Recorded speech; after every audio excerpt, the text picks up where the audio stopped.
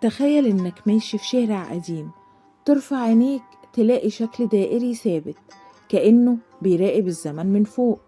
دي مش مجرد عمارة، دي قبة. القباب مش بس سقف مدور، القباب حكاية روح وذكاء معماري سبق عصره. بس قبل ما نعرف الحكاية ما يحلى الكلام إلا بذكر النبي عليه الصلاة والسلام. وما تنسونيش في اللايك والشير والسبسكرايب، ويلا بينا نبدأ الحكاية.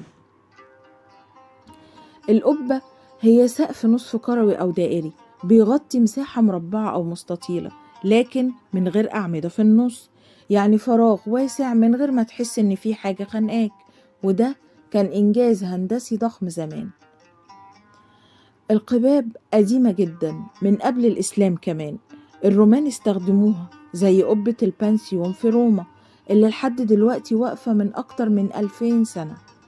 وبعد كده البيزنطيين زي قبة آيا صوفيا اللي جمعت بين العظمة والروحانية.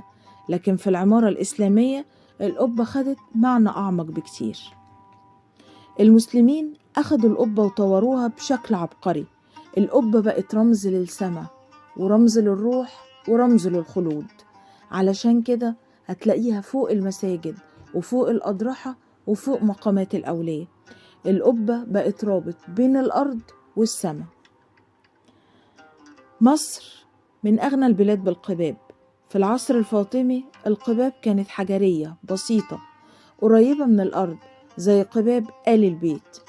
أما في العصر الأيوبي القباب كانت أكتر ارتفاع وأقوى هندسي.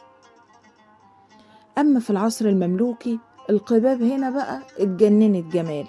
كانت قباب حجرية مزخرفة بنقوش هندسية وكتابات قرآنية زي قبة قايتباي وقبة برقوق وقبة الغوري. كل قبة ليها شخصية. والقباب كانت بتبقى مزخرفة لأن القبة دايما في أعلى نقطة، أقرب نقطة للسماء، فالزخرفة كانت بتعبر عن تسبيح بالحجر وذكر بالخط وفن من غير صور بشر.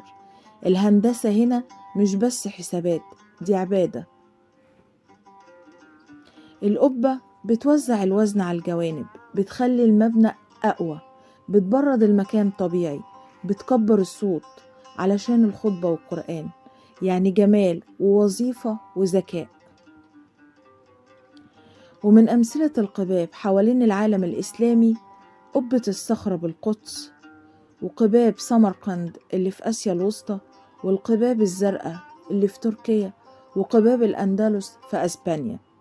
نفس الفكرة بس كل بلد بطبيعها الخاص. القبة مش بس حجر، القبة رسالة إن الإنسان دايما بيرفع راسه لفوق مهما كانت الأرض تقيلة. علشان كده وانت واقف تحت قبة تحس بهدوء غريب كأن المكان بيحضنك. في النهاية القباب مش مباني قديمة وخلاص، القباب ذاكرة وشهد على حضارة كانت بتفهم الجمال زي ما بتفهم الإيمان.